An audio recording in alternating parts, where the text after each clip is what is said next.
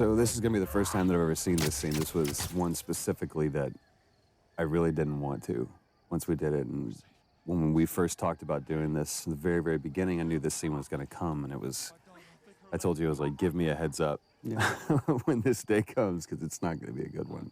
Well, the thing with this scene, it's a super difficult scene to shoot. The first time we shot it, we did like at least 15 takes or something crazy like that.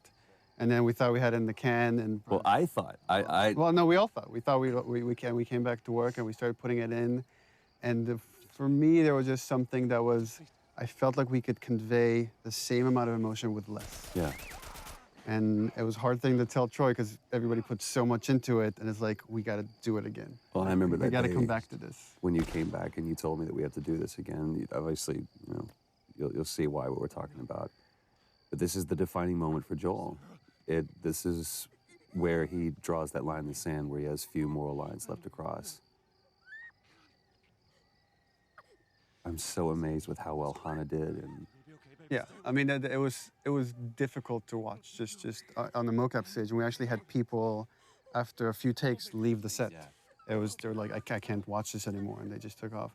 But from a story standpoint, it's so important to show just what the violence does and how it like rips apart this family.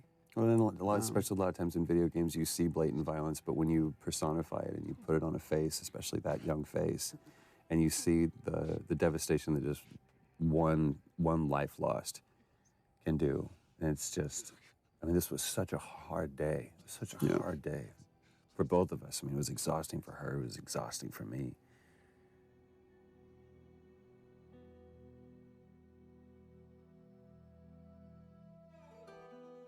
So the opening credits, the thing with the opening, initially we didn't want to do opening credits, we didn't even have the idea for this, but the jump felt too sudden to go from Sarah dying to then 20 years later. And making up. We found that when people watch it in succession, they're not paying attention when we start introducing Tess in the world because they're still recovering from Sarah dying. So we're like, okay, well, let's have this opening sequence that can kind of help bridge the gap. And just had the idea of just seeing this time-lapse video of fungus growing, because so much of the disease and the outbreak is based on this cordyceps fungus that spread through spores. So we contacted a group at Sony San Diego who did this whole opening sequence for us, and they actually got these fungal kits where they grew fungus like in their bathrooms and filmed this over like days to produce this thing. So everything you're seeing is actually, it's real, it's not CG, it's all organic. Yeah, except for the spores at the end, which are CG, everything is real. This whole journey is like a dreamlike state, and you constantly see people waking up. And you see this multiple time with Joel, and it's as if he's like remembering the past, he's always having these bad dreams throughout the game. That was always something that we had to keep in mind when we did this scene, because we shot this before we shot Sarah dying scene, so it's kind of like we knew that those were going to be in one way or another kind of butted up against each other. But this is such a great thing. Again, this was in the audition thing that we did when we were trying to find Tess, and when Annie walked in, it was just like she walked in as Tess. We saw a lot of different people for that, and this was just such a great, because the relationship you see from going from Sarah and Joel to now Joel and Tess, it's just, I don't know, you see everything, like the house that he was in before was nicer. He looked nicer, and it's not just the years have passed, but those years that have passed haven't been kind. This also gets into something interesting for me as a writer, which is you have a certain notion of characters or how you want the structure to be, and then once it's interpreted through actors like Troy, it changes. Like I've always imagined as Joel doesn't really care for Tess. He's completely shut down, and Troy treated it differently, which is I think he really cares for Tess, and even though he might not show it, and we just kind of embrace that. And you kind of see that later when Tess gets infected. That wasn't how the scene was originally envisioned, that Joel has such a reaction, but it became a lot more interesting to own that. Well, and also how much this relationship changed over, I mean, time and different writing iterations and just conversations that we had about this. Even, you know, within the last month or so, we've had conversations about this. It's like, what is their relationship? Because we never define it. I think anybody else would have put it on the nose, they're lovers or whatever. There was one note that you gave, it's like, let's, for one specific take, and said, let's just assume that there was a fight last night over what, we don't know. This is that moment afterwards. So it was like this awkward tension between the two of us. But there's no like loving embrace. There's no kiss that Joel and Tess have. It's just such an interesting relationship. And the challenge was to try to, how much can we convey just through nonverbal interaction? Right. Our first torture scene. And it's with the lovely Robin Atkin Downs, which I was just joking and saying that it's not a Naughty Dog game if Robin isn't getting the shit kicked out of him. He's been in every game since Uncharted 1. We just put him through the ringer on this one. Poor guy. It was important to show just how far Joel has come from the father you see in the opening sequence to here is a man that is willing to torture someone to just get what is essentially money in this world. Right, but it's interesting because he's like that brutal enforcer. It's kind of like that scene in LA Confidential where he's Russell Crowe. She's running the show. She's the dominating one, and I'm just brought in to be the muscle. She's the brains of the operation. Yeah, clearly. Stop! Quit your squirming. That's all Robin's expressions too. It's so great. They did such a great job with the facial. Yeah, it's important to note also all the facial is hand animated. We don't use any facial mocap. We find that we get better results with our animators. And it almost becomes one-to-one. I mean, it's just genius. Here it is. Wait for it. Give me a week. You know, I might have done that if you hadn't tried to fucking kill me. Vote of hesitation. It's gonna cost you. I can't. We re-edited that. We used to show the break, and actually it was less brutal than when we didn't show it. When you didn't show it? Yeah, when it's left to your imagination, it's a lot worse. Yeah, but just you can see the way that his arm's positioned. But yeah, you're right. This is so revealing, not only about the relationship, but about, again, who Joel has become. To go from a father who just cares about, keeping his nose down and keeping the job and playing by the rules, to being a guy who could just literally break some guy's arm over guns. It's just crazy. Come on. Yeah, fuck those fireflies. Just go get them. She loved doing that scene too, and he loved that. She tried not to smile every time. And I love it's just business as usual. It's back to it. It's like, all right, so now what? And we're about to meet the very talented Merle Denver. Ah, Merle. Now, here's something interesting about this. Again, going back to the audition, that process. We saw a bunch of different girls, even girls that we had originally seen for Tess, we brought back to see. And they're all really Marlene. good. They're fantastic. And then Merle came in and just, and there was no question. And I wasn't there for that. And Ashley can chime in. Ashley was part of the audition for Merle. When she came in, it was hands down. Yeah. It's like, that's Marlene, come on. It's funny that all three of us knew like right away that, yeah, she needs to play Marlene. But you said we ended up setting up a special thing just for her. Yeah. Because you're like, you've got to see her. I want you to see her. Yeah, we had callbacks, and she was busy. She couldn't make it. And we had a special day of callbacks just to bring her in because we felt really confident that she could do it. I felt like she was the only one who didn't play it all either super tough or street, yeah. Yeah, she kind of had she really straddled that line. It was so great. But we did that first scene in the audition, literally first take, first scene, and she exits. It's at the very end of the game, and she turns around, she exits, and I turned around, look at Neil, I was like, I just mouthed, "Are you kidding me?" It's like, and I mouthed, "I told you so." Yeah, she did such a great job. This is another kind of thing that I think is interesting that's happening in video games where we see two really strong women characters, female characters that aren't being over-sexualized. They're just strong women. Here we go. Ellie's introduction. Yep. And this stuff is all shot out of sequence.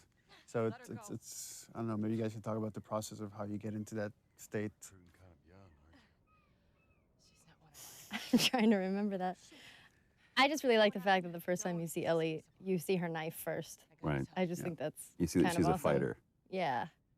I forgot that was the first time that you saw Ellie. That was the first scene. That just from the get-go, she's fighting.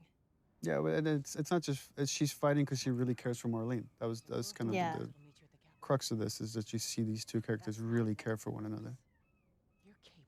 And I love in such a short time you see between Marlene and Ellie, there's this connection that's so important because that has to carry through to the end of the game when Marlene shows up again. Well, even like just the positioning of the two people. I mean, it's Joel and Tess versus Ellie and Marlene. And just like, it's so interesting watching, right? Joel here doesn't even make eye contact with her. He doesn't even acknowledge her existence. Right. She's not crossing to that part of town. I want Joel to watch over her. Whoa, I don't think that's the best Ellie. idea. Our first fight. Here we go. Bullshit! I was close with his brother Tommy. Said if I was ever in a jam, I could rely on him. Was that before or after he left? Just reminding the player, like this guy you saw in the beginning, Joel's brother, he's changed too, and he's been involved. Yeah. Just get hints of. There's a falling out between the two of them. And it's just as you go on, you're starting to fill in that 20-year gap. Just cargo, Joel. No more talking. Which is pretty true to your writing too, because I'm like, so what happened here? It's always, what do you think? What do you think happened there? Because I have no idea. 'Cause I don't have the time to write it. Don't take long. And you, stay close. For Joel, right, that's a hint. It's like, I don't want to be around this kid, Right. right? Because some subconscious part of him knows I could get hurt here. Is it? First moment alone. What does Joel do? Time for bed. Takes a nap. I'm tired. What are you doing? Killing time. I do really like this scene. Well, what am I supposed to do? I am sure you will figure that out. It's a great moment. It's another one of those moments too where it's like it just feels like Joel is just always exhausted, like this world is just bearing down on him. But I love that moment too, where she points out the watch, where we get to establish that watch that. Yeah, and that's Sarah something gave we me. didn't have in the beginning. That's actually something we inserted after the fact. Not for this scene, but there's another scene where we have that. But I also love, like you said, the kind of the juxtaposition between Joel and Ellie, to where Joel's just, like you said, weary and exhausted, and you have this total opposite, almost antithetical thing of like this naivete and this childlike behavior that's wanting to explore. And it here shows up in this. she's talking about having bad dreams, like the idea that they are both carrying this baggage with them, and it's how they first connect. Look how dark it is. Can't be any worse out there. Can it? What on earth do the Fireflies want with you? Hey. Sorry it took so long. Soldiers fucking everywhere. How's Merlene? What a great moment. He finally addresses her, finally connects on that level, and that moment's interrupted. Well, it's also the first time kind of Ellie, if you think about it, opens up to him. She's saying, I'm scared, right? That was the subtext of Yeah, that question. that's true. Go get some guns. Don't do anything stupid. Move. Turn around, on your knees. It's such an interesting thing that we're like 2 hours into the game, and we're still the enemy, if there is one, or just other humans, just other people that are on other sides of the law, but there's no infected, there's no clickers, there's no anything. Look the other way. It'll make this worth your while. Shut up.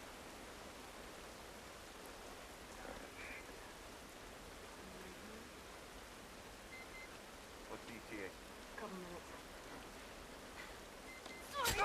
Love the attention to detail, the rain falling off their faces. And she's the one that strikes out first. Then it's interesting how Joel instinctively, when a gun is pointed at Ellie, he acts. Yeah. Again, there's something subconscious that he feels like he has to protect this girl, even if he doesn't realize it yet. Here it is. Jesus Christ. Marlene set us up. So this is starting to build up that conflict between Joel and Tess. Yeah. And this is something we struggled in the story for a long time, is like, how do we motivate this guy that shouldn't really want to do this mission? How do we get him to take on this mission to carry Ellie across the country? And it was through Tess. So if we get Tess to really buy into this thing, and then we, Tess gets infected, then she can convince Joel to take this on. At least initially, at least until we can spend long enough time with Ellie so they can connect. Yeah. And then it becomes about something else. I'll also say, Ashley, when we were doing this, the way that you conveyed fear, because that's a very scary situation that you're in, because you felt like your back was against the wall. This is where we really, this is where we can show you the difference between Joel and Tess. Yeah, because you're starting to see Tess really kind of buy into this, and you see some hope. Well, the thing I like about your performance here is you really get the sense of the conversation she's had with Marlene and the struggles she's been going through the past 3 weeks. She said that they have their own little quarantine zone with doctors there still trying to find a cure. That's where you see just deep inside how much Tess is desperate for any kind of redemption. Whatever happened to me is that... Remember, Ashley, we were talking about the scene and the idea that Ellie's not sure she believes in this thing.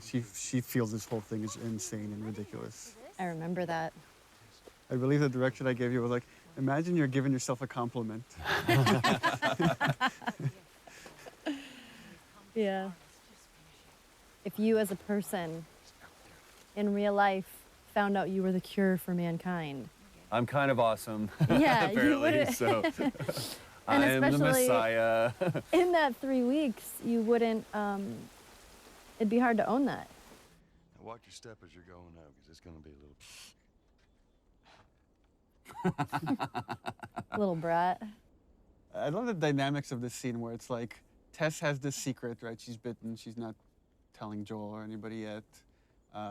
Joel here for the first, again, he's connected. He can't help it. Was that everything you hoped? It's the first time he's like saying something semi-nice to Ellie. But there's still this layer of cynicism behind it. Come on, this way. He gets taken away by that childlike wonder. And this is something we added after the fact, the watch. The watch wasn't, we didn't have the watch at the time. Yeah. And Joel was just crossing his arms, and I asked the animators to like, oh, could you just flip his wrist and have him look at the watch? Yeah. This moment is reminding him of Sarah. Yes, ma'am. I love that it's almost a warning from Tess to Joel, like kind of like last words. It's like this determination, and you're not sure why. What's Yeah. different now, Tess? No. No, no, no. Tess's desperation. What happens now? I love and it totally comes across without many words or anything, just through the expressions on Joel's face, which is, I've put up with this long enough. Right. This is over. I've indulged you enough, Where's Tess. this lab of theirs? Oh, she never said. She only mentioned that it was someplace out west. What are we doing here? This is Yeah. not... That calm, pacifying, trying to talk some sense into you. I know that you are smarter than this. Really? Right. Guess what? We're shitty people, Joel. It's been that way for a long time. I love the fact that her character, It is over, Tess. she knows she's gonna die any minute, but she's still holding on to so much hope. Go Yeah. home. I'm not That, well, she's different. going anywhere. Right. Look at her bite. The world could still change. And it's kind of this theme that, like, this idea of, I've done all this crappy things, but it's all okay if I could do this one thing right. Right. And then that kind of moves over to Ellie. And we see that theme later when Ellie, like, talks about it can't be for nothing. I got to point this out. Everybody else, because this was a part of the audition scene too, everyone else did that "don't touch me." They screamed it out, and I love the way she did that, where it was like that first "don't touch me." And it's Yeah. just that realization. And I love the fact that Ellie's the one that figures it out, not Joel. Oh, Christ. And again, the back and forth Annie's doing between this freaking badass to such vulnerability and constantly jumping back and forth, and she brought that every take. We're all like, because every take she's like full on crying by the end of it. She's incredible. You're right. She's such a badass, but she was so vulnerable at the same time. Which is such a, Shows Hard two thing to sides of the play. same strength too. God, I'm such an Annie fan. You have to feel some sort of obligation to me, so you get her to Tommy's. I remember you coming out of a take, and Troy's like, look at me, he's like, you don't understand. You're not right there staring into her eyes. Yeah. I can buy you some time, but you have to run. You want us to just leave you here? Yes. There's no way that... This moment where like Joel's like in denial, is like, there's something I could do. They're not even understanding, like, she's gone. She's already gone. There's nothing he could do right now. And also, she is just laser-eyed on Joel doing that, even though she's talking to Ellie. No, just go. This fucking Tess has to snap him out of it. It's like, you know that you have to do it. Ellie. And I believe this is the first time Joel refers to Ellie by her name. I don't think anywhere else in the game he does that. Beforehand. And again, it was important to stay. We stay with Tess, just showing. Here's her emotions finally coming through when Joel is gone. like how I don't remember if we talked about this, but Ellie has just this clearly a problem with authority where somebody's telling her what to do. Yeah, for sure. I think that also I have a problem with authority. So that came out a little bit in Ellie. Tess. I don't even know. Here's how this thing's gonna play out. You don't bring up Tess. Yeah, that's so. Joel knows what he needs to do to survive, which is just let go. He needs to let go fast of these things, or they will kill you. Don't tell anybody about your condition. They'll That's think you're great. crazy little I love that he refers to child. And lastly, you to do that as her Condition. what I say. He very acknowledge. Just We're he's still trying to search for the term for it. You being the whole cure for humanity thing. Good. I love that he Close says good, enough. but the subtext is clearly like, all right, good enough. Yeah. That's all I'm gonna get out of this kid. Good chance he could get us a car. Okay. Let's get a move on.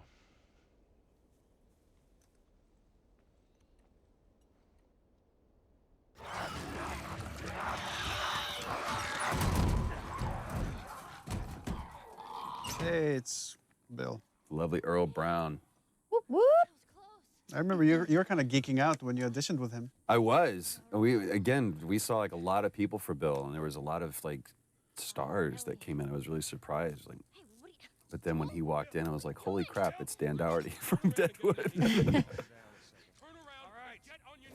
He's amazing to work with. I've worked with him before a while ago, and I just love working with him. You actually hit him in this scene in the face. That's right. I did. Right there, and we kept it. And he kept going, what a trooper. That's one of my favorite things, is when he goes, am I dead? He was sick that day. Yeah. He was like getting over a cold. I did hit him, and I felt so bad because it was a complete accident. I think I didn't realize my swing was going a That lot was faster the than I thought first it was. of many people that you hit during the shoot of this project. Yeah. Getting It into happens. character. Well, I also love this business that he's doing here too. That was something that he completely made up. He's like, working on the sword and I love this. I need you to shut up. Again, I love this moment, this paternal thing. Like, just shut up, kid. I need to handle this. He's always a dad. Actually, Bill, they are. Well, it don't matter because I don't have a car that works. But there is one in this town. Parts. There are parts in this town. Meaning that you could fix one up.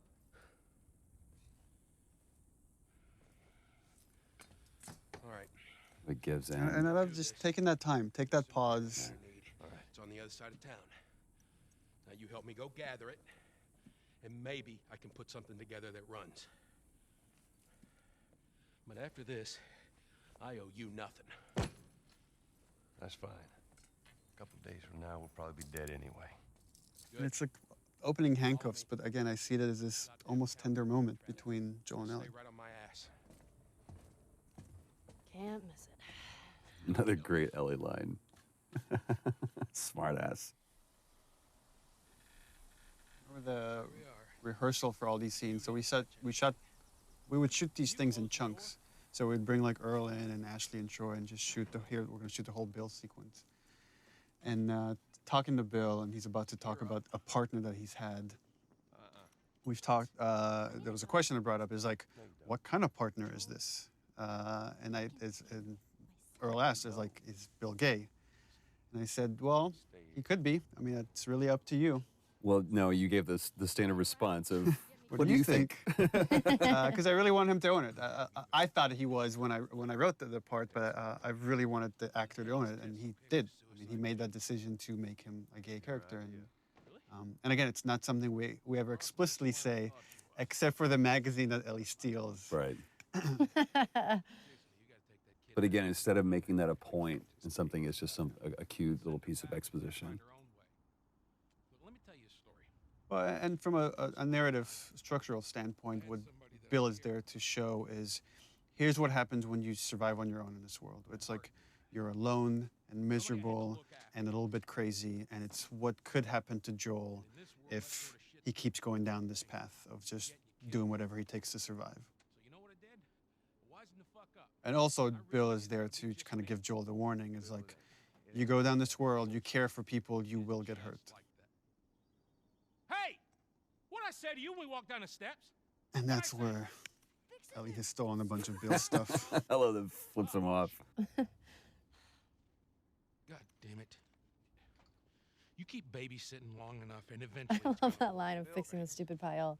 Because I feel like that's something a kid would say when you're trying to cover, when you're it's Right. nothing specific. I was just stealing all your stuff. Fix the pencils over here.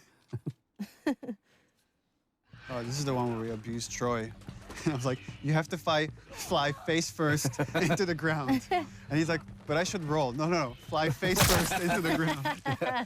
It was like, well, if I roll this way, then actually, they're like, it looks too ninja when you can't do it. So I literally just had to eat shit time after time again. It's like seeing stars. It was great. Please tell me you're done! Yeah, you guys are acting against nothing. There's nothing there. And something we always had to remember was bring the tension back. Love too that he closes a glass door like that's gonna do much. Yeah, right. So that worked out well. Oh, the thing I love here is that, well, that Bill constantly brings up Tess, not knowing that Right. Tess is dead because Joel doesn't want to talk about it. Right. But here it gets to Joel. And this is something that you guys actually just improvised. That wasn't in the script. This big fight that happens here. It was much more low key in the script. Yeah, once he brings up Tess, that was something we kind of keyed in on. Jesus. What, you know this guy or something? Frank. Who the hell's Frank? He was my partner. They're both kind of lying to each other. If you think about the previous scene, right? He mentioned this partner, but almost like I didn't care about him. I let him go, and you realize that's not the truth at all. You Right. really cared for this guy, and this guy probably left him. Right. Yeah. He's got I love how clinical he is about this. here. With that look on his face says everything. Well, that turn too that Earl did with, he realizes Joel is looking at him and he's being vulnerable right now, and he puts the mask back on. Yeah. And I remember like seeing that moment from Earl. I was like, yeah, we cast the right guy. Well, fuck him. And then that turn right there. Which again is kind of why Bill, what purpose Bill serves in the story, is to show that having those moments of emotion, there's nothing he feels, there's nothing but weakness. Get out. Get out. I love it. So fast. That Get relationship out. between the two of you I was love so it. good. That's Yeah. what was great about the cast, is constantly having to switch from these really serious, dramatic vulnerabilities to playing tough, right? Because that's what you kind of have to do in this world, is let your humanity come out, but then learn when to shut that off to survive. And also, you're seeing it's very subtle here, but you're starting to see this change in Joel, where he's given Ellie more and more responsibility. He's trusting her. Instead of just saying, stay out of my way, he's like, Right. I need your help. Go, boy!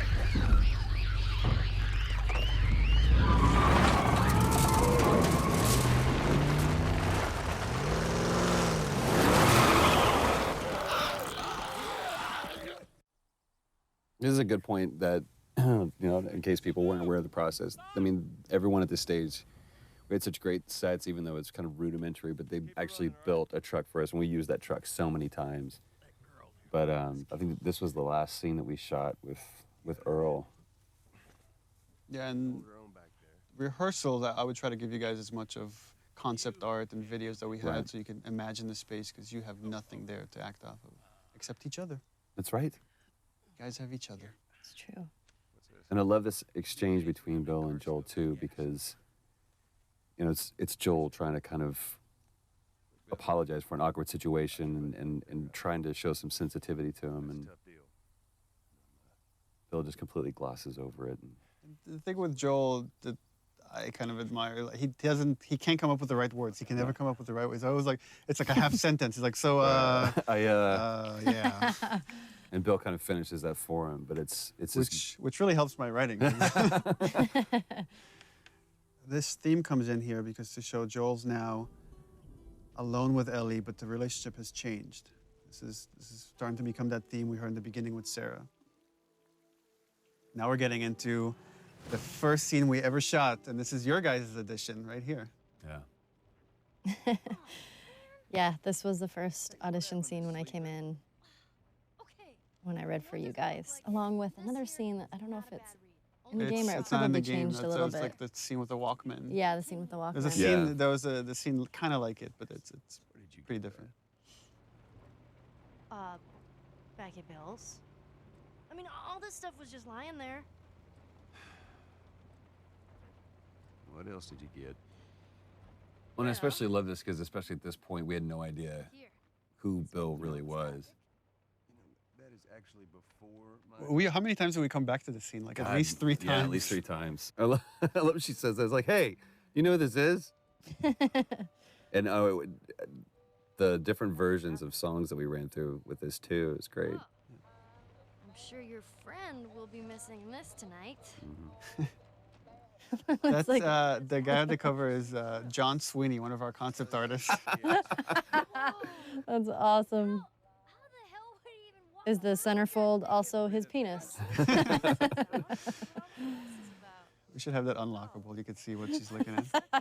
Yeah. Get your subscription to Bearskin Magazine today. I'm just fucking with you. And the awkwardness of that moment. But it's also such a great moment of levity between the two of them. I don't know, that's kind of a way of her complimenting him or trying to bond with him. Yeah. And it's something I was very conscious of when like writing this stuff. It was like, this is making me uncomfortable here on the page. I have to leave it as is. Yeah. That's your litmus test. Yeah. I love that. Not even tired. Cut to passed out.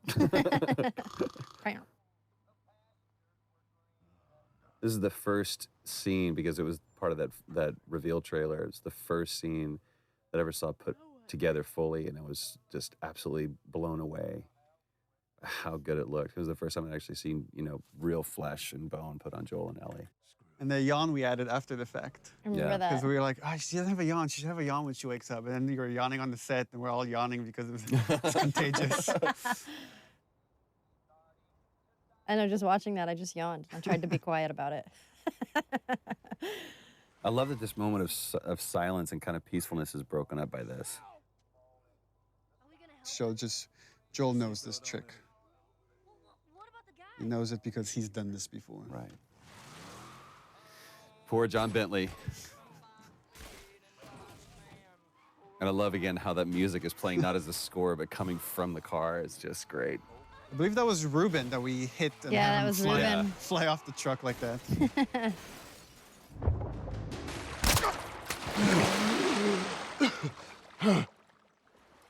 This was also the first really dramatic scene we shot, and it became kind of the touchstone for how the characters should look when they're really pushed. It's so interesting when she's, again, it's this moment of vulnerability when she says, I feel sick, and Joel's, again, being very didactic and pushing her away. She stands up for herself. This is the first time she stood up for herself. How about, hey, Ellie, I know it wasn't easy, but it was either him or me. And I love that line, it's either him or me. Come back to that. And he can't do it. He can't admit that she saved his life. Lead the way. So this is, in the story, the first time Joel really is trusting Ellie and seeing her as pretty much an equal to him. That he has to rely on her to survive in this world. This is one of the first cinematics that we saw too, and it's still one of our favorites. We keep coming back to and laughing because I love this exchange between the two of them. What about me? You stay here. This is so stupid. We'd have more of a fucking chance if you let me help. I am. You seem to know your way around a gun. You reckon you can handle that? Well, I sort of shot a rifle before. He's like, shit, rats, that's it? Fuck. I love that line. Oh, shit, here's what we gotta work with. We usually avoid these kind of cameras that rotate around something that are trying to do too much, but it felt like this moment kind of needed it. Yeah, I love It's a weird parent-kid moment. Yeah. But he's teaching her how to shoot to kill. Get another round in there quick. Listen to me. If I get into trouble, There's a really nice, when I watch like Ellie's performance, this balance between she's trying to be a hard ass, but you could see in her eyes she's kind of terrified of the situation. Yeah. But even in this, there's almost a little bit of excitement there too. Either whether it's about the reality of her killing isn't real, or if it's just I have an opportunity to make Joel proud.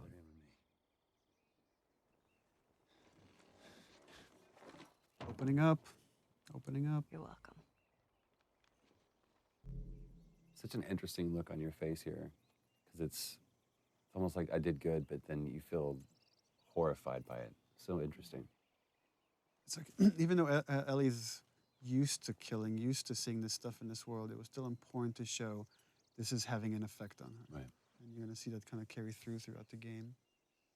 Well, it also kind of carries over into this moment as well, too, because I realized what I just put her through. I love the way that, you know, we took that away from her. It's like almost gingerly. It's like, give me that. It's like, you can't really compliment it because... Right. You did just what good. you Yeah, have, there's no pat on the back. Yeah. But then I turn around and I give her this, and it's like you said, there's a sadness to it. Yeah. It's sad that in this world, these are the things that you have to bond over. Like, here's your gun. And that's the reward. Yeah. But that knot of understanding is great. Brandon and Najee. There you go. Yep. Brandon, I think, had the hardest audition of anyone. Yeah, no kidding. Because I literally almost took off his head. Not in this scene, not punching him. That fortunately was done by Ruben Langdon, who can punch way better than I can. Leave him alone. And Najee, too, when he came in red for Sam, that had that... It's all right. They're not the bad guys.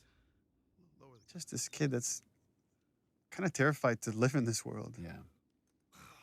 Man, you hit hard. Yeah, well, I was trying to kill you. And these two characters are really showing... They're kind of a mirror of Joel and Ellie's relationship. If you haven't noticed, they don't keep kids. And it's another warning for Joel, like this whole arc for Henry and Sam of what's going to happen if you stick with this girl. You're going to go through what these two characters are going to eventually end up. I do like that Sam is a character that seems genuinely scared, because a lot of the other characters can tend to be a little bit more badassy. Right. And he's young and he's scared. And I love that. To me, it also comes across very sullen. Like Yeah. there's like just a little glimmer of hope and joy, but it's almost like anytime there is a moment of that, then Henry kind of takes that away from him. It also gives Ellie an opportunity to play a mentor of sorts for him. Yeah. Be safer if we chat there. All right, take us there. Welcome to my office. One thing that I think made Brandon such a great choice for this, and the right choice for this, is this scene about how much he owned it and the pride that he had in showing off this wonderful camp that they had made for themselves, and kind of like trying to impress Joel, and Joel just come, very nonplussed about the whole thing. He's like, oh, good for you. Yeah, you've done this. And relax. We're safe.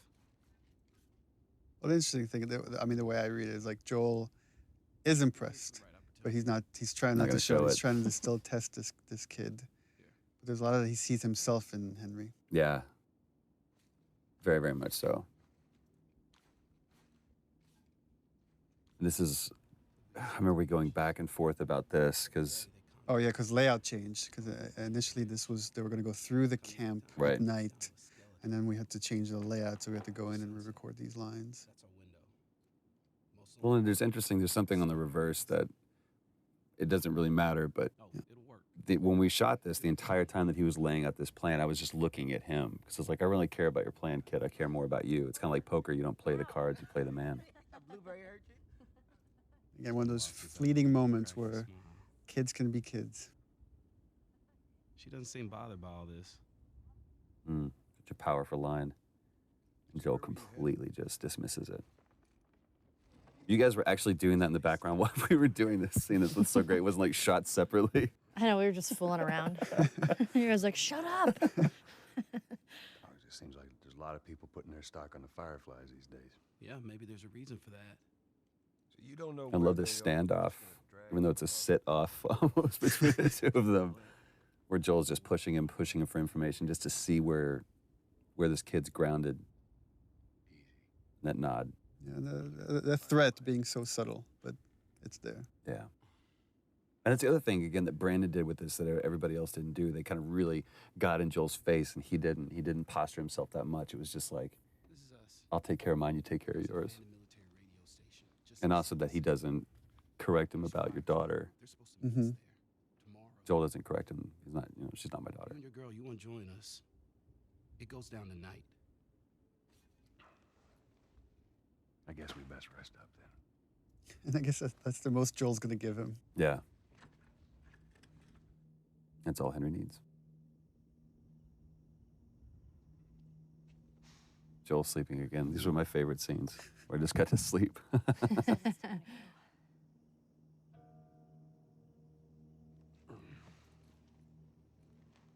No, we're gonna be moving fast, okay? And So the no matter idea of what these you two say, pairs that like are glue, coming together. like glue. Got it good. God, they're such great brothers. Y'all ready? Brandon and Najee did such a great job together.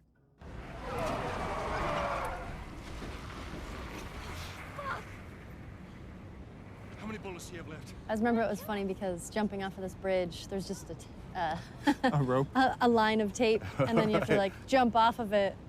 Because So we it were was both funny. stepping over it at first. They're like, no, this is like 50 feet down. I was like, oh, so we got to do a whole thing. It looks ridiculous what we're doing. It's like, with our arms above our I head. know. And this part we're in the water, we had you on a cart. That's right. And They we were, just like, pushed you wheeling around. across Yeah. mocap stage. It was actually pretty violent being on that. It It was. was pretty scary.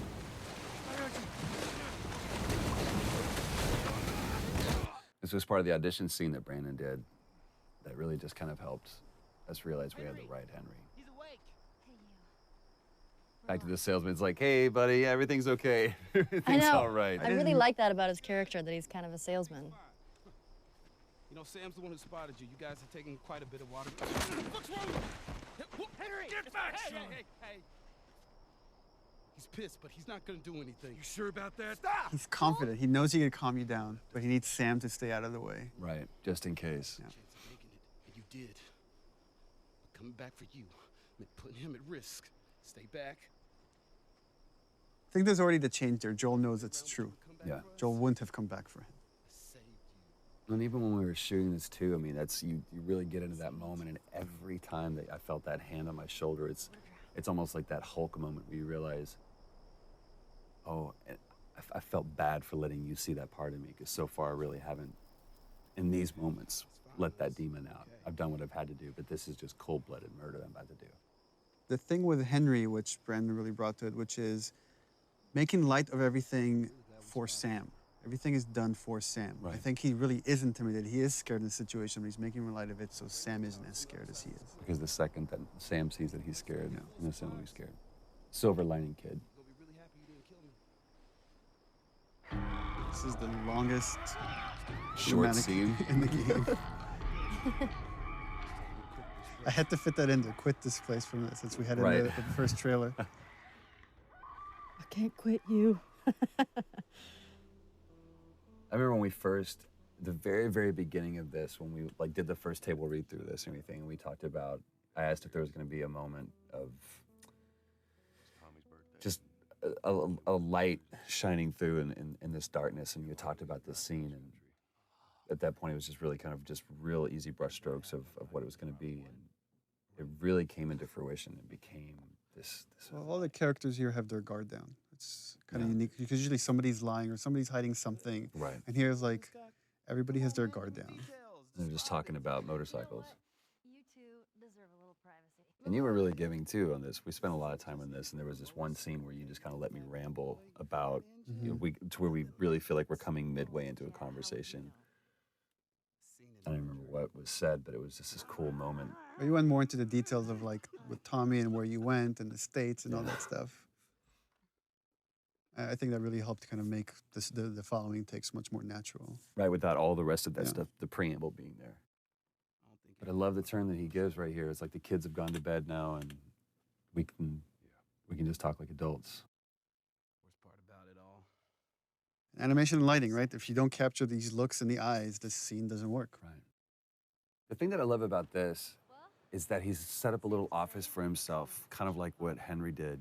You know, it's this, I'm being official, trying to be a grown-up. But he's still a kid, and we see it in this moment.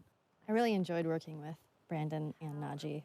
Just having them on set was so much fun. They're such Najee great especially, dudes. like Najee's a trip. hilarious. we're doing this crazy scene and we like cut and then he's like just starting dancing Or Yeah. singing whatever, you know, YouTube hot song at the moment. Yeah. You know, song bombing us all day. They were so much fun. I just adore them too.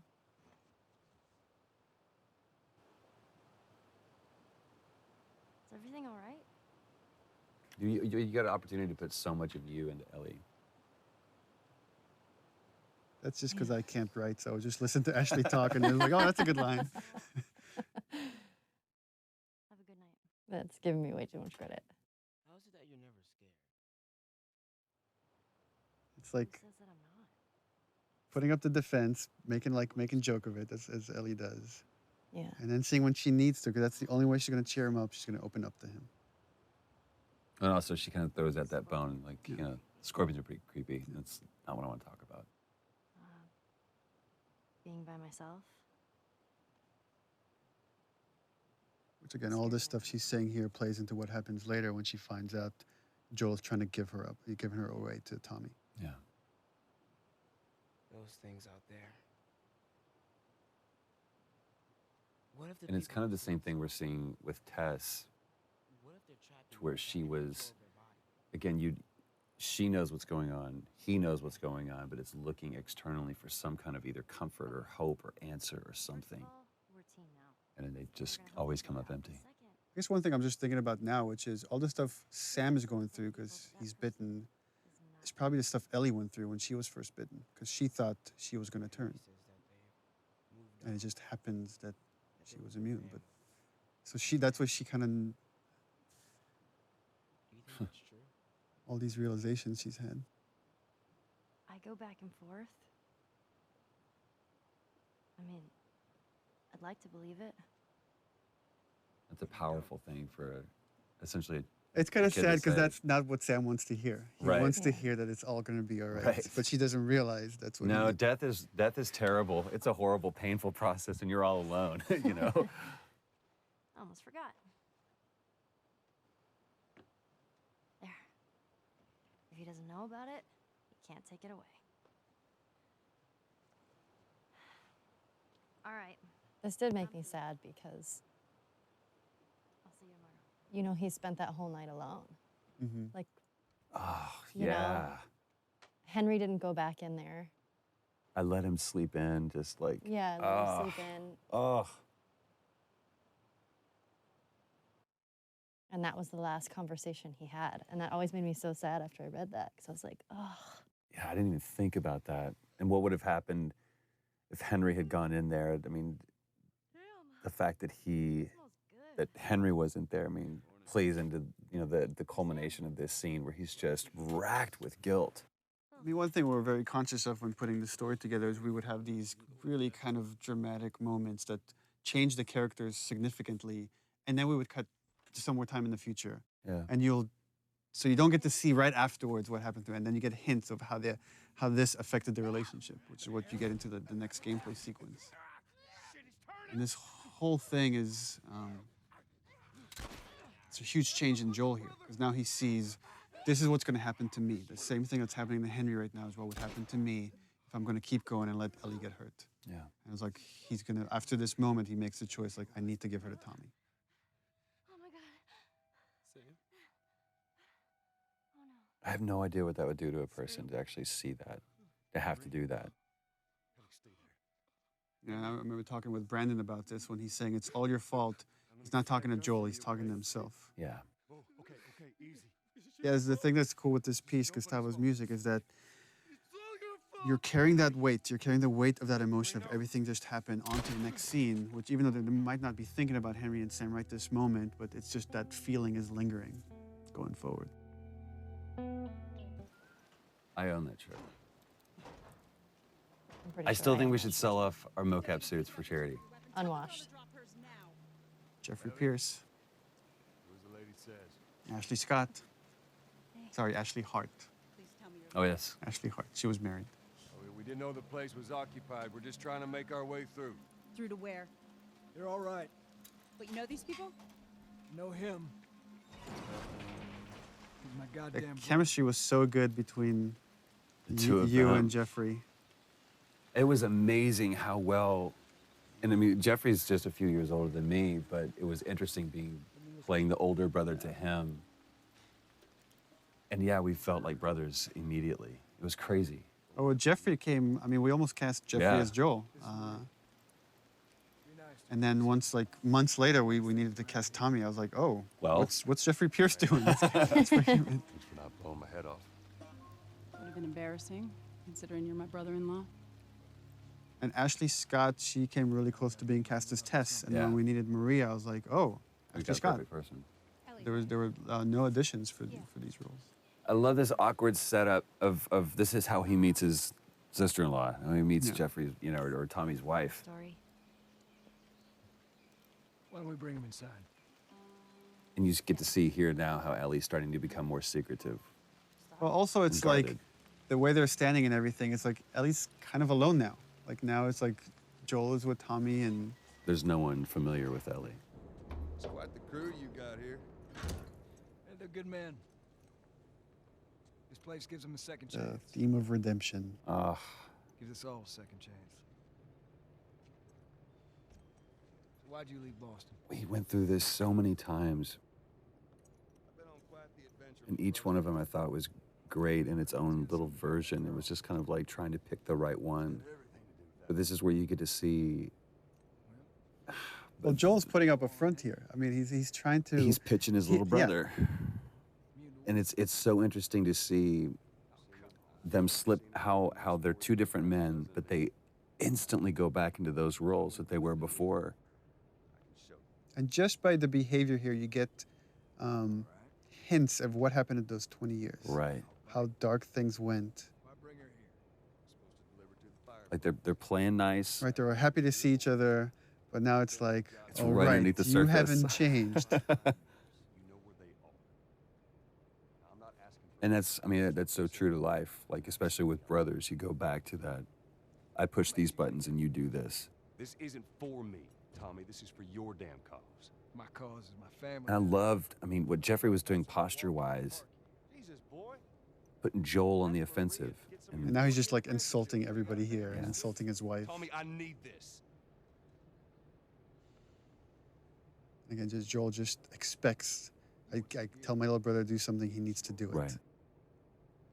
But I ain't taking that Which girl is off. totally based on my brother. This is how you gonna repay me, huh? Repay you. For all those goddamn years I took care of us. Took care. That's what you call it? I got nothing but nightmares from those years. You survived because of me. It wasn't worth it. Tommy here, Tommy and Maria show that even in this world is horrible. You could find peace in it. Right. You could build a community. You don't have to resort to these things that Joel has. That line was a great thing that Jeffrey improv'd on. Put your hands on me again. It's a good Southern phrase. You okay? Yeah, I'm fine. Joel! They were coming in from every direction, then Maria was like, we gotta run. That's where you see Tommy realizes for the first time that Joel really cares for this girl. This isn't just a job. And that's where he has that change, and he's like, oh, crap. I need to talk to you. This is why he's asking me to do this. Absolutely not. You tell him to go find somebody else. And again, it's just such a real moment between a married couple. It's like What's that all about? honor and doing something for selfishness and everything else that doesn't play in this world anymore. Those are archaic ideals. Tell you where the lab is? I don't want you to go out there because you're going to get killed, and we don't owe him anything. Because I'm sure all she knows is the 20-year-old version of Joel. Why would you risk your life for that guy? You hate him, essentially. One fuck up and then I turn into one of those widows, okay? And for Ellie, it was important to show that she could just read Joel. She has this bullshit detector that, just by the way he's answering her questions, she understands exactly what he asked Tommy to do. Maria. Love this moment. Here we go. If anything anything at all happens to him, it's on you. The posture and everything. He knows he's in the wrong. He knows he can't ask Tommy to do this. Yeah. She's thankful, you know. Yeah, I know. I'll take that girl of yours to the Fireflies.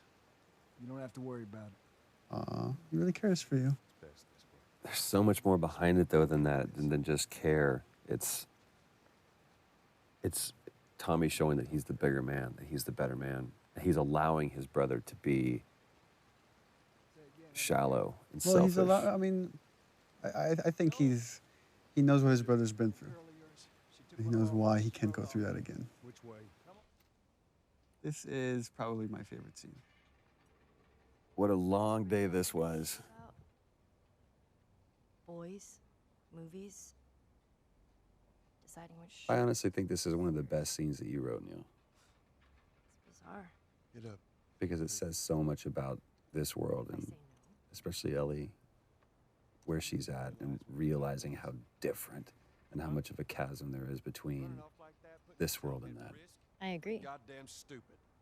Well, I guess we're both disappointed with each other then. What do you want?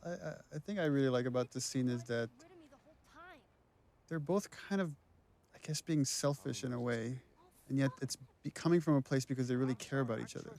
Like they don't understand that they both have been through horrible things, and they each think what they've been through has been worse. I love that she calls him out on that. What are you so afraid of? How many close calls have we had? Well, we seem to be doing all right so far. And now you'll be doing even better with Tommy. Not her, you know. What? And it's like the stakes are high, and it's like, okay, well, then I'm gonna drop this bomb. Not her. Mighty thin ice here. It's like, how many years has it probably been for Joel since he even like Don't bring thought up that about it, name. mentioned it? You have no idea what loss is. I think Joel's thought of that name every day, but I don't think he's heard it said. That shove that you gave, that was nowhere in the script. I think that came out of frustration, definitely, because when we had come back and we couldn't find it, and I wasn't necessarily frustrated with you, I was frustrated with us in the scene, and I was like, oh, fuck. It's so cold of Joel to do this, and I've had people on the team ask me to remove this part, that he's being too cold, and I'm like, no, it's like, because she's being so vulnerable and he's having these feelings, he's trying to shut it down. That's why he's being so cold. It was so important for me to keep that in there. When he says, "You're not my daughter," it's almost an insult. And it's kind of the opposite of what he's feeling.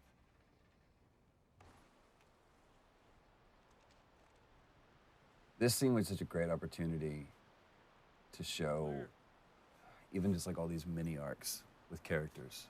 You know, we don't have a lot of time, and we're not gonna, we can only tell Joel and Ellie's story. We can't go into such detail with Bill and Tommy and Tess and Marlene. But you get this great resolution between these brothers because you get the full arc of it in just a short amount of time. It's like the way I approached it is the seed has been planted. Like when she says, I'll just be more scared, that Joel just needs time. And in time, he will change his mind because he doesn't want any, deep down, he doesn't want anything that will hurt Ellie or. So over there, the idea is just this little horse riding montages. That change is brewing. And Gustavo's music doesn't hurt. What's so great about how this plays out is there's really nothing happening but just this passage of time. That used to be a level that you played through. And just during production cuts, we changed it. So it actually worked out better. It just became this idyllic idea that you never fully reach. You just see it from the outside. Where is this lab of theirs? It's all the way out, University of Eastern Colorado. Pointing out this moment that there was probably a time when these two used to watch college football together, you know, and calling out, he's like, go Bighorns, you know, for our college that we made up.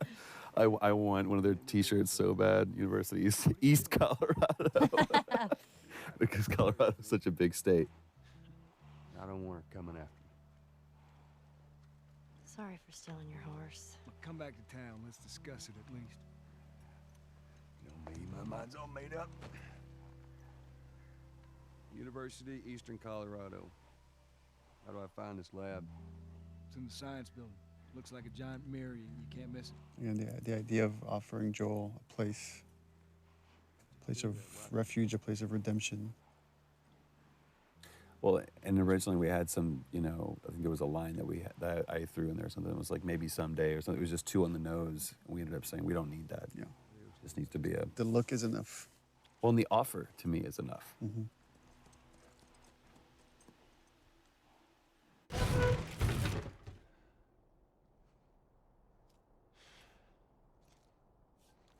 We're about to hear Steve Bloom. Lovely Steve. Silk-throated Steve Bloom. You're looking for the fireflies. They've all left. Yeah, no shit. I'm dead. Or I will be soon. Got me What a macabre scene, though. I love that Ellie's just kind of thumbing through things. She's pretty frustrated with not having found the fireflies, not knowing where to go. Man, I love Steve Bloom's voice. He makes me want to clear my throat. Trying to save the world. It's mean. Good luck with that. Do you know where that is? I know the city. Is it far? Again, this is where we really start kind of getting the sense of how Joel and Ellie are just chasing their tail. There's, you know, chasing a phantom.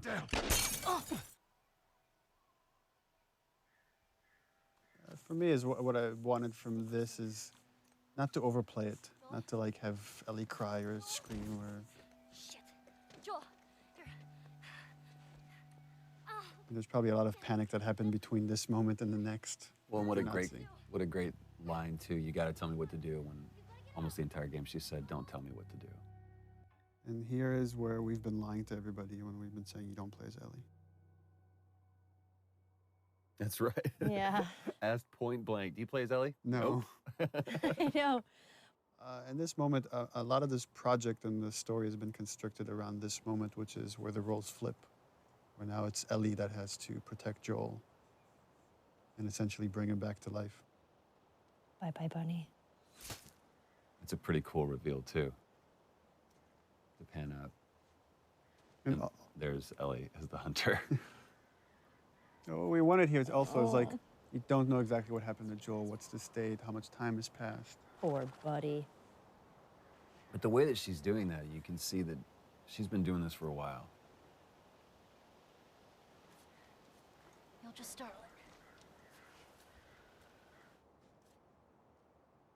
Remember how tired your arms got holding that bow stretched? That bow, it was so heavy. And I remember that I was shaking and I was like, hey guys, this is really heavy. There's David. Nolan North. Nolan North, ladies and gentlemen. Ruben Langdon is James. Ruben Langdon, ladies and gentlemen. Sorry.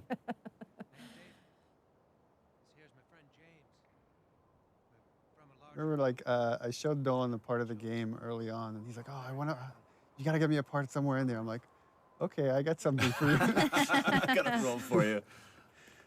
But I will say this, because I mean, I was on set just for a brief part of this, but that's when I mean, I've always been a fan of Nolan's work, but that's when I was truly awed by him at how he crafted this character. He took what you had and just really brought it to life. I told him the most important part is don't play a bad guy. Yeah. This guy's charismatic. We have to believe that people will follow this guy. And that Ellie could trust him. Yeah. Buddy boy can go get it. He comes back with what I need. The deer is all yours. Anyone else shows up. You put one right between my eyes. That's right.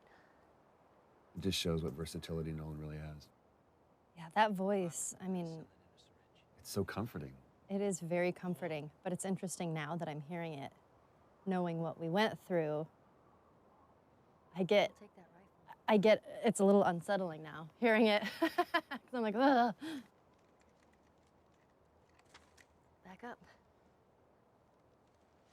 It's a weird gameplay thing, but we went through a version where like, okay, she can only carry one long gun at a time, so we have to put the bow on the ground. They're like, no, it's going to be 2 guns. Okay, well, let's put the bow back on her backpack. No, it's she can carry 2. And we removed the scope. They used to have a scope on it. We're like, oh, we don't want Ellie to have the scope. Bring him with us. I remember being so relieved in this scene when we switched the gun out and I got to put the bow down. I was like, ah. I love how David complies too. How he just kind of like submits to a little girl. Well, the thing is like, he knows the stories. He knows what happened in the university, and he's trying to figure this kid out. This whole sequence, he's sizing her up. How early or how late on in the script did you write David? I mean, it was written not that long before we shot it. Because remember you It started mentioned, from like, a pretty Cannibal small, King. yeah, it was referred as the Cannibal King. We just knew that Ellie was going to run into the worst of mankind and she would persevere and come out on the other side. But then once like Nolan came in and started like putting David together, it was like it became a lot more interesting to make him this really charismatic guy that is just infatuated with Ellie.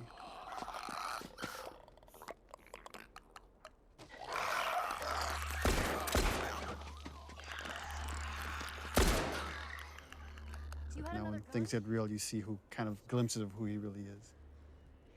Because there is that moment in that other scene where he makes it seem like, okay, you're in control, but she never was. Yeah. Had some practice. Well, you handled yourself pretty nice back there. What's cool about David and the conversation I had with Nolan about him is that he's trying to win Ellie over by being honest with her. And here's the part where he's like, I feel like she's ready. I'm going to kind of reveal myself. And I think like I could still get her to come around. Now, you see, I believe that everything happens for a reason. Sure.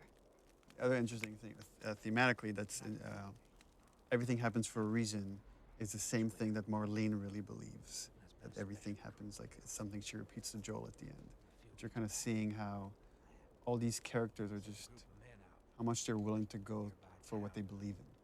When you talked about like being surprised by your own writing, was that a moment like that, or was that something that you had intentionally done to where those characters were going to? No, I think it's just something you think about, and there's a theme that just kind of sticks around in the project, and then characters end up talking about that stuff because you're thinking about it all the time. Traveling.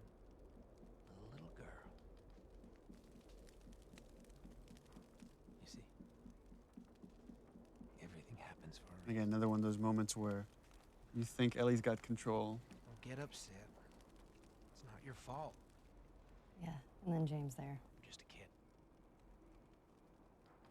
I love that. James, lower the gun. No way, David. I'm not gonna let her go. It was such a small role, but I really like what Ruben added there.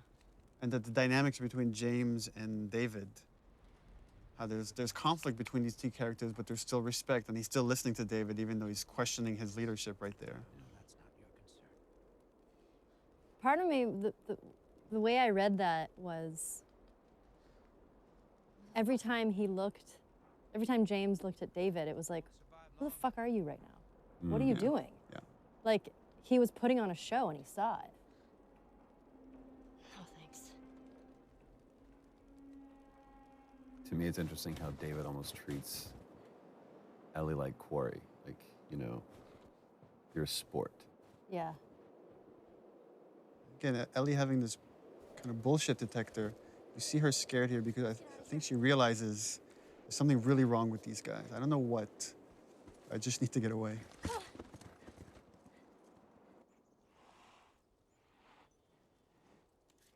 So interesting from watching this, though, I would completely believe David. I'd follow the guy. It's crazy.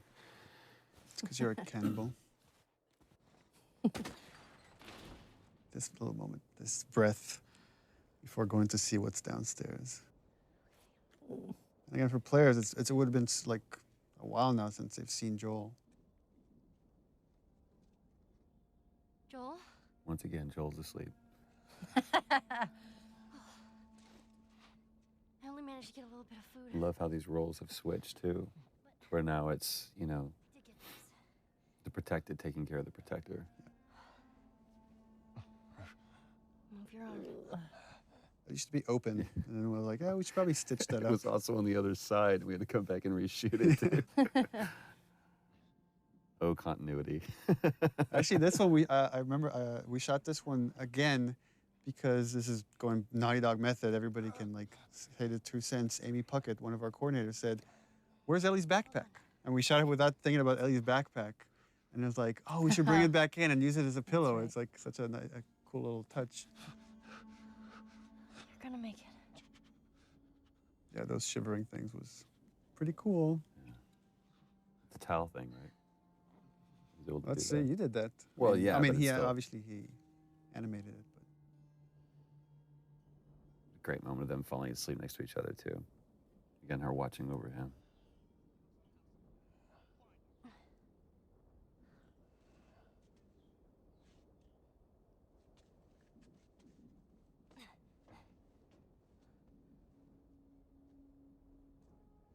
To me, you really get a sense of the oppressiveness of the world with all the introduction with all of these different kinds of enemies. It's like you feel like you're fighting this multi-front battle. It's not just these are the bad guys, and it's so clear.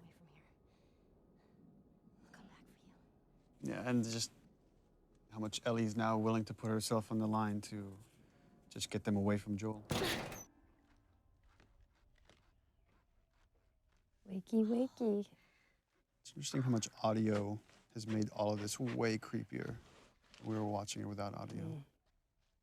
It's like the Foley of what he's cutting up and back and stuff. Yeah. Ugh. Time to eat. And that's the first time you actually see what it is, that you've heard them refer to it.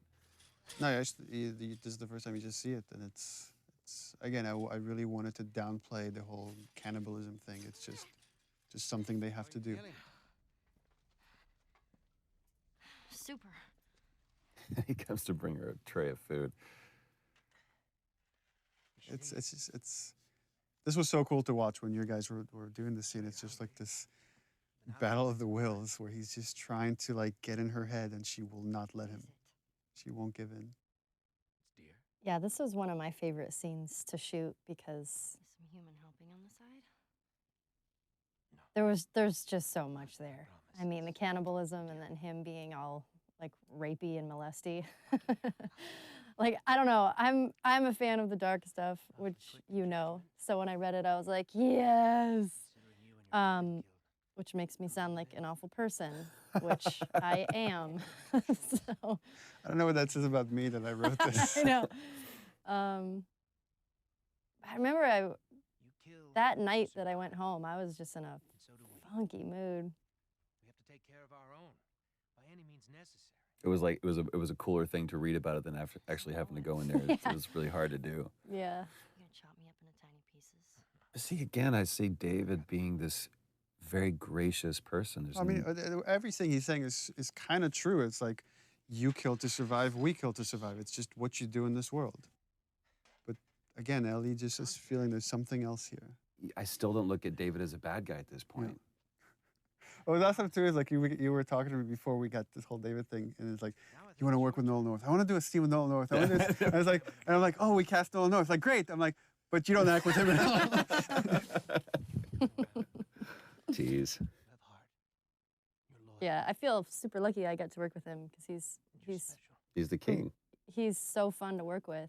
I mean, he really owned it. He threw himself into it, like darkness and all. And again, talking to him about it, he's like, I don't see him as dark. This is just what he wants. That's it. I think David believes his own line of bullshit. Or whether it's bullshit or not, I think David believes that he actually is doing the right thing. I mean, that's the other thing we discussed with Nolan is like there's a religious part to David, even though I never wanted that to come out in the script. But he really kind of believes that he's been sent here and he has this destiny that nothing can really harm him. What am I supposed to tell the others now?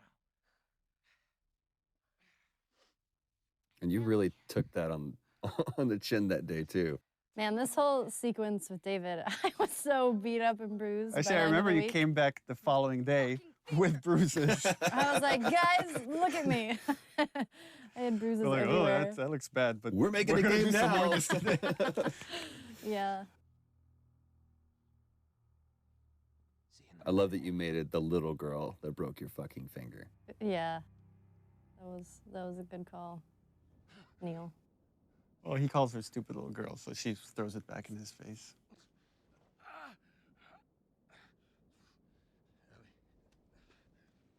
I also like that she gives him her name under her conditions, which is, I'm going to give it to you, but I'm going to insult you. Right. I also like the fact that Ellie is still so strong that even though she's in that cage, she's still kind of in control. Yeah. But it's a much stronger, that's a different strength than you'd shown anywhere else in the game before. It's like that winter was a really, really hard winter for you. Here's another funny scene. Well, and you're wrong. I did get to actually act with Nolan in this. Nolan was a trooper and let me torture him. Although we did record over his lines with Liam O'Brien. That's right, the lovely Lob. The lovely Liam O'Brien. This actually is my favorite scene in the game. Is it really? And it, after I saw you guys shoot it, and then when I saw the animation and everything, I was like, I just love this scene. What is it about it you love so much? I love that Joel is just quietly violent. Mm. And that you pop off the guy's This is his kneecap. job, right? This is what he's good at. Yeah. Well, and it's also for me, when we talked about this, it's like Joel going back to this, like, all right, you want this guy? I'll be this guy. We've spent almost the entire game for him to stay away from being that guy, but in this, and it's like, I still know it's like how we're to going fuck you back up. to the moment in the beginning we saw him with Robert and Tess. Yeah. This is what he does. This is what he's done in this world. Yeah, it's a no-brainer. He's good at it. Chokes him out and breaks his neck right there. All for the benefit of that guy. And it's like, if there's any like notion that someone has hurt Ellie, then I'm gonna make every single one of you guys pay. Yeah. That's all right. I believe it. No, wait! And actually, this is the scene where I think he got beat up the most. Yeah. Where you did? Yo, yeah. Yeah. I had bruises over my whole entire body. It was ridiculous. Yeah, this wasn't stunts, this was you. Yeah. I warned you. The thing that I love about this scene is how much Ellie's using her brains and her physicality, like everything to like get out of this situation. Right there. Roll up my sleeve. Look at it! I'll play along.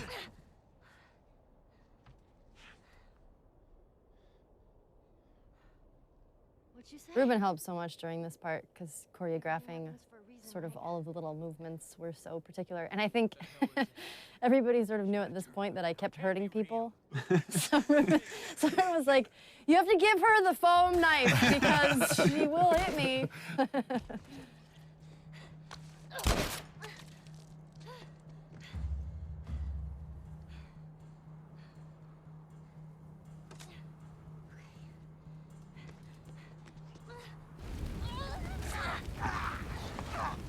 You were beating the shit out of that foam pad. I don't know what you were channeling. I have a lot of anger. Stop! Stop! Fucking touch me! It's me! We did very few takes of this. This was like maybe 3 takes. Yeah. It just felt like so intense with each one. It was like, yeah, we got it. That's enough. It's the first time that, you know, Ellie and Joel, like, embraces that physical contact. Yeah. And it's such a great choice, I think, for you the dialogue wasn't important. Yeah, it was just a gesture. So it was like, just let the music take over. And it's the same theme from when, you know, his daughter dies. Something really dramatic happens and we jump in time. This was the scene where you got the most emotional. You almost cried in this scene. Oh, that's right.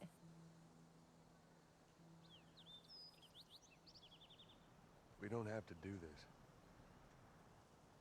You know that, right? First time Joel questions the whole idea of this mission.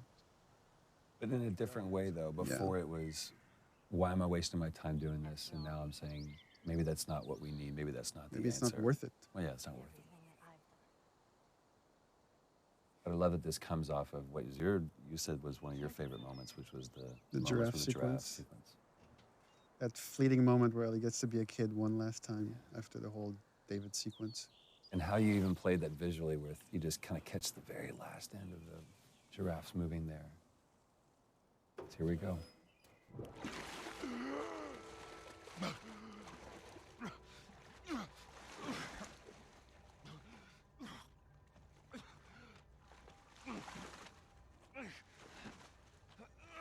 Oh, Ellie's dead. I mean, I'm sure it was such an intentional thing to call back to the very beginning, to where Joel finds himself in this situation again, and after everything that we've been through, it's like I won't go through this. And just again, that irrational, maddening, desperate calling for help. I need. From this point forward, it's like the beginning backwards. Where if this is the point Sarah dies, like now you're about to do the Carrie sequence. Yeah. Then you like play as Ellie walking, like viewing Joel from the outside, and then you end on the shot with Ellie. So it's like the beginning reversed. Sorry about that. They didn't know who Let you me were. see Marlene again. Ellie? She's all right. They brought her back. The discussions I had with Merle about this scene is, again, her desperation to find someone that will understand, that will empathize with her decision to kill Ellie to save humanity. And she's hoping she could get that out of Joel because he's the only other person that has cared for Ellie the way she has. And she can't get it out of him. I just think it was such a great way to bookend, to kind of start and begin with Marlene. And it's so great that they were able to capture just the strength that she has, even when she was sitting in that chair. Yeah. And again, she's completely empathetic, even though she's supposed to be antagonistic. It's a very similar line to what David says. You don't have to worry about her anymore. We'll take care of her. I worry. Just let me see her, please. You can't. She's being prepped. This is one I've always seen Joel in the most parental role. Surgery. The doctors tell me the cordyceps, the growth inside her, has somehow mutated. It's why she's immune. Once they remove it, they'll be able to reverse engineer a vaccine. Yeah, her performance here was just stellar. So flawless. It does. I remember talking with the music guys that were putting a lot of Gustavo's music in. And the first few passes were, there was this dark music that was playing here once Marlene reveals that Ellie's gonna die. And I was like, we can't play Marlene as bad because she's not bad. She's not. I mean, she's trying to save everybody. And if anything, I told them was like, you can go dark with Joel. Because again, when Ellie's life is on the line, Ellie's in danger, he lets himself slip back into the murderer, the killer, however you want to view it. It's so interesting. I wonder how many players, like, especially in this moment right here, how many sided with Marlene and how many think that Joel was actually the wrong one. It's like, dude, listen to what she's saying. At the same time, this is the theme of the game for me right here. Is as a father, you will kill everybody else to save your kid, and that has always been kind of the through line for me. Is Joel's willing to go to the end of the line, meaning sacrifice humanity to save Ellie. Again, Robin Atkin Downs. Guess what's going to happen to him? But this was so cool too because, I mean, we've seen all the way through both cinematic and gameplay. You know, Joel was able to take on everybody, but just this moment of resolve that I'm going to wait for my moment. And it almost looks like he's a beaten, defeated person. Give me an excuse. And that grimace right there, it's like, no, he's not. Yeah, again, the way you've interpreted Joel is like a man who lets his emotions get the better of him here has to keep them in check. You see how like he wants to destroy this man and everybody here for what they're doing to Ellie, but he has to wait. He has to catch the right moment. Bam. And again, just such a brutal scene. There's no threat here. It's just time. Time is the threat.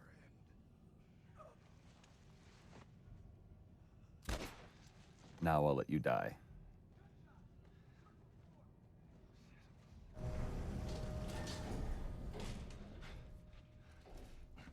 This scene used to originally be all in the operating room. And Joel wasn't carrying Ellie. He killed Marlene and the doctors in the operating room. And then Peter Field, designer, just kept bugging me. He's like, I feel like we have to play this part. It's, you have to carry Ellie out yourself. It can't just be like hinted at. And we ended up switching the whole structure of this thing. He was right. It was like, it worked way better. That was another one of those moments where we're like, we're done, we've got it. No, we don't. as a cinematic, it was. I thought it was perfect. But as a bigger part of the game, it was weaker than letting you play through some of it. She won't feel anything.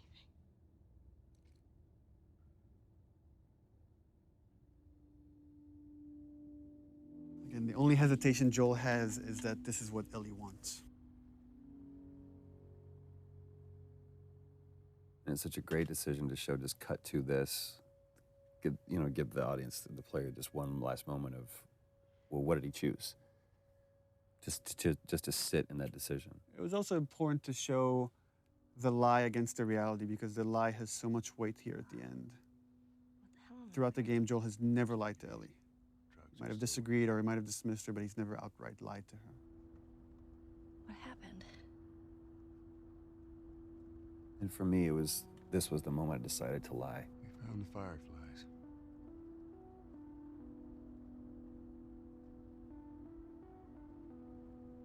Turns out there's a whole lot more like you, Ellie.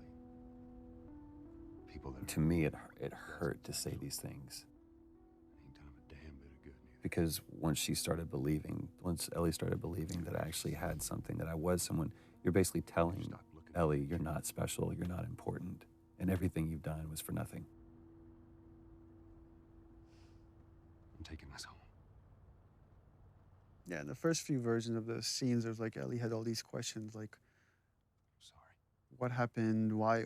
Who was there? Why would they let you take me out with the gown still on? And it just was better if she said nothing and she just turned her back to him.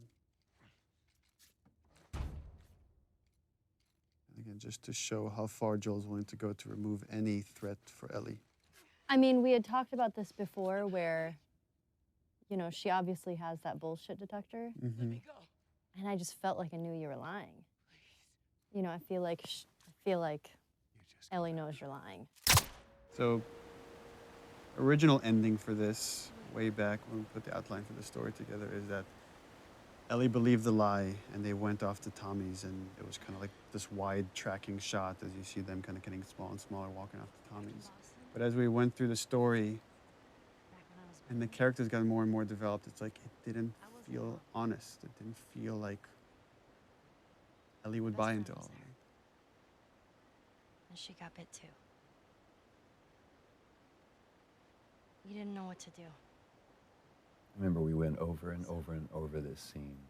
Little things changed. But every time I sat and watched you tell this story, I was just raptured by it.